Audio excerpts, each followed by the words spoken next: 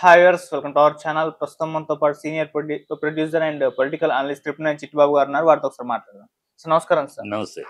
Sir, తెలంగాణలో నాయకులకు ఇరు పార్టీలకు అంటే కాంగ్రెస్ ప్రభుత్వానికి బీఆర్ఎస్ పార్టీకి మధ్య ఒక మాటల యుద్ధం అయితే నడుస్తుంది సార్. వీళ్ళ యుద్ధంలో అటు ఏపీ మాజీ ప్రస్తుత సీఎంలను ఇన్వాల్వ్ చేసి మరి మాట్లాడుతున్నారు. జగదీష్ రెడ్డి గారు మన ప్రెస్ మీట్ పెట్టి చంద్రబాబు నాయుడు గారు తన్ని ధర్మేస్తాం 9 సంవత్సరాలు ఆయన ఆంధ్రప్రదేశ్కి రానివ్వలేదు, తెలంగాణకు రానివ్వలేదని చెప్పేసి ఆయన కామెంట్ చేశారు. మళ్ళీ రేవంత్ రెడ్డి గారు కూడా మాట్లాడుతూ మా ఇద్దరి మధ్య పంచాయతీ చేసింది కేసీఆర్ గారే, చంద్రబాబు నాయుడు గారికి నాకు మధ్య ఆయనేమో జగన్మోహన్ రెడ్డి గారికి ఊడిగం చేస్తారంటూ ఈయన కామెంట్ చేస్తారు. ఈ విధంగా ఆ రాష్ట్ర ముఖ్యమంత్రుల్ని ఇందులో ఇన్వాల్వ్ చేసి ఒక మాటల యుద్ధం అయితే నడుస్తుంది సార్. ఇది పోలవరం ప్రాజెక్ట్ మన ఈ ప్రాజెక్ట్ కి సంబంధించి అయితే ఉంది. ఏం చెప్తారు సార్ పోలవరం కాదు, మన పాలమూరు ప్రాజెక్ట్ సంబంధించి?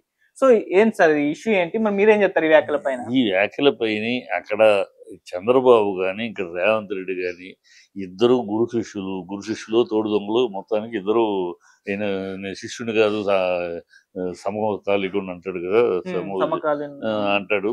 సో ఇద్దరు తోడు దొంగలు అనుకుందాం కొంతసేపు. గురు శిష్యులుగా తోడు దొంగలు ఇద్దరు అబద్ధాలతో అధికారంలోకి వచ్చారు. ఇద్దరు ఫాల్స్ ప్రామిస్ చేసి అధికారంలోకి వచ్చారు. ఇద్దరు డ్రామాలు, నోరు తెరిస్తే అబద్ధాలు, 100 మాటలు మాట్లాడితే 110 అబద్ధాలు. ఈ అబద్ధాలు, యూటర్న్లు, అభూత కల్పనలు, భ్రమలు కల్పించాలు, ప్రజల్ని మభ్యపెట్టడాలు, ఈ దౌర్భాగ్యపు మాటలతోటి, దౌర్భాగ్యపు చీటింగ్ తోటి ప్రజలకు ఎన్నికలు గెలిచారు.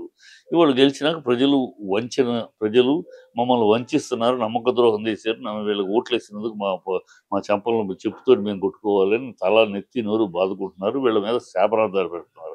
ఇప్పుడు వాటి నుంచి డైవర్ట్ చేయడానికి ప్రజల్ని పాలన లేదు. ఎంతసేపు కేసీఆర్ అంటాడు, ఇంకోటి అంటాడు. కానీ నువ్వు ఇచ్చిన ప్రామిసుల సంగతి ఏంటి రేవంత్ రెడ్డి?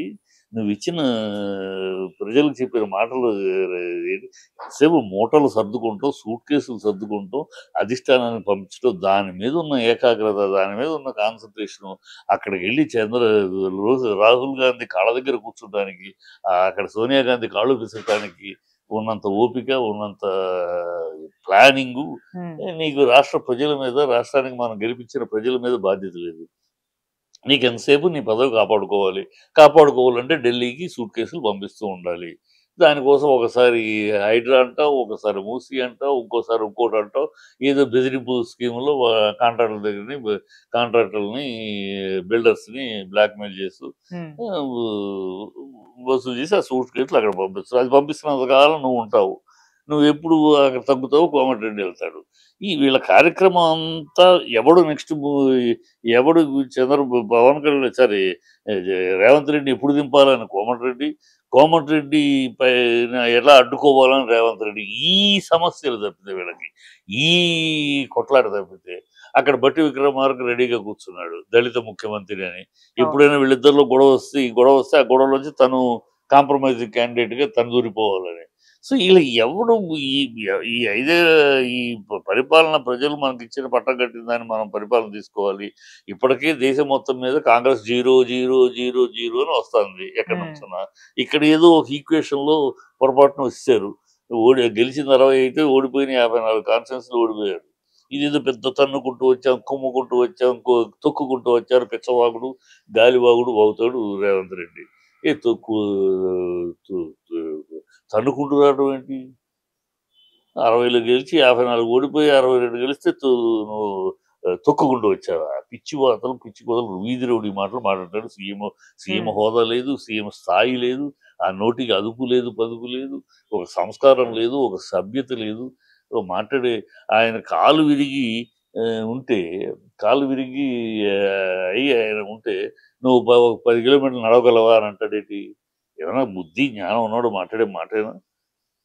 కాలు ఇరిగి ఉంటే అంటే ఆయన కాలు యాక్సిడెంట్ దాని మీద కూడా నువ్వు సెటైర్లు వేస్తావా? మనిషికి ఒక విచక్షణ, ఒక మాట్లాడేటప్పుడు ఒక సీఎంగా మాట్లాడుతున్నాం, ఒక విధానంతో మాట్లాడాలి. ఏమీ లేదు. పిచ్చి ఎన్నికలప్పుడు ఏదో వాగావు, ప్రజలు ఏదో ఏదో మాట్లాడుతున్నారు. సీఎం అయినాక సీఎం హోదా కాపాడవు. ఎవరు సిగ్గుపోతుంది తెలంగాణకి.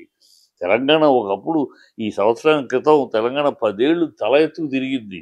ఢిల్లీలో తెలంగాణ అంటే భారతదేశంలోని తెలంగాణ అంటే ఎమర్జింగ్ స్టేట్ అని కళ్ళు పైకెత్తి చూశారు. ఏం తెలంగాణ, ఏమి కేసీఆర్ అని. ఉమ్, అలాంటి తెలంగాణని ఆ బ్రాండ్ ఇమేజ్‌ని నాశనం చేసి ఇవాళ తెలంగాణ అంటే ఎక్కడయ్యా తెలంగాణ అంటే సోనియా గాంధీ కాళ్ళ దగ్గరో, రాహుల్ గాంధీ కాళ్ళ దగ్గరో పడుంటారు కొంతమంది. ఆ పడుండే వాళ్ళలో ఒకడు మా ముఖ్యమంత్రి చెప్పుకునే దీన స్థితికి దిగజార్చారు. తెలంగాణ పౌరుషాన్ని, తెలంగాణ ఆత్మాభిమానాన్ని, తెలంగాణ పోరాట పటిమని మొత్తం మంట కలిపి తెలంగాణను ఒక బాంఛన్ కాల్ముక్తా దొర అని దాస్యం చేసి రాష్ట్రం కింద మార్చారు దౌర్భాగ్యులు ఈ కాంగ్రెస్. ఉమ్, ఈ కాంగ్రెస్ ఇలాగ మాట్లాడతారు. నువ్వు రేపొద్దున రేవంత్ రెడ్డి తనకి ఏదైనా జ్వరం వచ్చినా, తనకేదైనా విరోచనాలు అయినా కూడా కేసీఆర్ వల్లే నాకు విరోచనాలు కూడా చెప్తాడు. అంతే. అంత అవును. అంత దిగజారుడు మాటలు, దిగజారుడు రాజకీయాలు తప్పితే ఉమ్, ఇంకోటి వాళ్ళకి చేత కాదు. ఎంతసేపు ఒకళ్ళని తిడుతూ ఇప్పుడు రాహుల్ గాంధీ దేశంలో పైన ఉన్నాడు కదా! ఎంతసేపు పొద్దున్న లెగిస్తే మోడీని తిట్టడం, హిందూ మతాన్ని తిట్టడం, హిందూ మతాల మీద కమెంట్ చేయటం, హిందూ మతాన్ని కమెంట్ చేసిన వాళ్ళని నిజం పెట్టుకుంటాం, ఈ దేశాన్ని తిట్టేవాడిని పెట్రోడా లాంటి వాడిని కూడా తన ముఖ్య సలహాదారుగా పెట్టుకుంటాం, మోడీని తిట్టడం. ఇదే పని వాళ్ళ నాయకుడికి. అందుకని ప్రజలు ఎక్కడెక్కడ గుండు సున్నా, గుండు సున్నా, గుండు సున్నా పంపిస్తున్నారు కాంగ్రెస్‌కి. ఉమ్, ఆ! వీడిప్పుడు ఆ శిష్యుడే కదా! ఇప్పుడు ఎంతసేపు ఇతనికి ప్రజల మన్ననలు పొందటం కన్నా, ప్రజల యొక్క అప్రిషియేషన్స్ పొందటం కన్నా, ప్రజల ఆశీస్సులు పొందటం కన్నా, రాహుల్ గాంధీ యొక్క మన్ననలు పొందటం, రాహుల్ గాంధీ యొక్క ఆశీస్సులు పొందటం, రాహుల్ గాంధీ కాళ్ళు పిసకటమే ప్రధాన లక్ష్యం, ప్రధాన ధ్యేయం. అలాగే ప్రభుత్వం నడుస్తుంది. ప్రజలు అన్ని గమనిస్తున్నారు. ఓకే. ఇలా మాట్లాడుతూ ఉంటాడు. ఈ ప్రజలు ఈ చిల్లర మాటలు కట్టేశారు. ఇతను చిల్లరవాడు, ఇతను ఆ పదవికే పనికిరాని ఉమ్, ఒక వేస్ట్ మెటీరియల్. ఆ పదవి ఏదో తంతి గారెల బుట్టలో పడ్డాడు తప్పితే ఇతనికి ఆ పదవి, ఆ హోదా, మర్యాద లేదు. ఆ సంస్కారం లేదు, ఆ సభ్యత లేదు, ఆ నీతి, రీతి, నిజాయితీ లేదు. ఎప్పుడేం మాట్లాడతాడు, ఏ నోరు ఇలాంటి మాటలు మాట్లాడదు.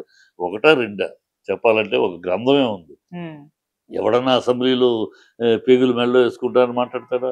ఎవడన్నా అసెంబ్లీలో ప్యాంట్లు ఉడదీస్తానని మాట్లాడతాడా? ఎవడన్నా పిల్లల ఫంక్షన్‌కి వెళ్ళి బూతులు మాట్లాడతాడా? ఎవడన్నా విదేశాలకెళ్ళి అక్కడిది తెలుగోళ్ళ గురించి తెలంగాణ పరువు తీసేటట్టు 20, 100 అడుగులు గొయ్యి తీసి మాట్లాడతాడా?